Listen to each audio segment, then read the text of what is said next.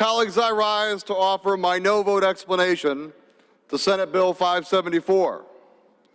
It's clear there are a variety of problems created by this proposed legislation, but most importantly, it's stealing, plain and simple. Stealing from our public schools and stealing from the will of the people.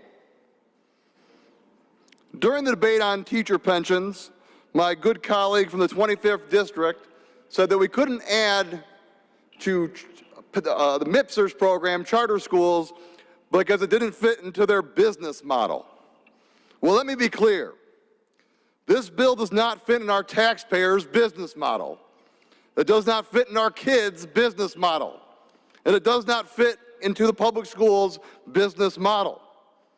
This bill would pour money into charter schools that don't have the cost of operating a bus system, don't have a cost of special education programs, and still don't have the same accountability standards, performance standards, or oversight, and are wildly out of line with what the public schools have to do in our state.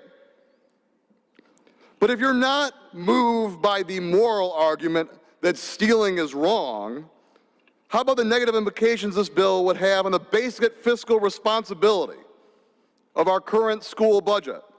Something I know my colleagues on the other side of the aisle love to talk about. Let's talk about fiscal responsibility and metrics. If we can't see eye to eye with the moral problem of stealing, surely we can agree on the fiscal nightmare of this legislation before us.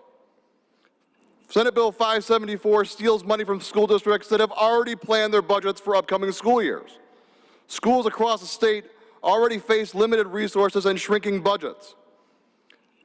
Our own state paid for a study last year that showed we are underfunding schools by $1,000 a district.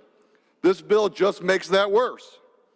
Enhancement millages are ways for communities to patch holes in a ship that we have been putting holes in the hull for years.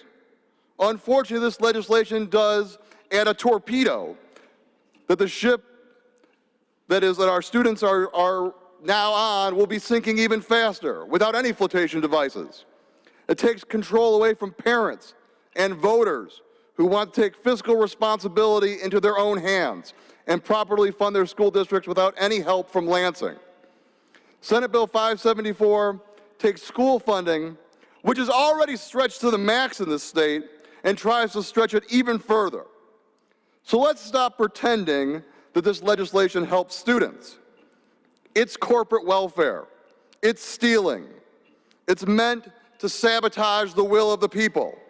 I ask my colleagues to vote against stealing, vote against fiscal irresponsibility, and to vote no on this legislation, and I ask that my remarks be printed in the Journal.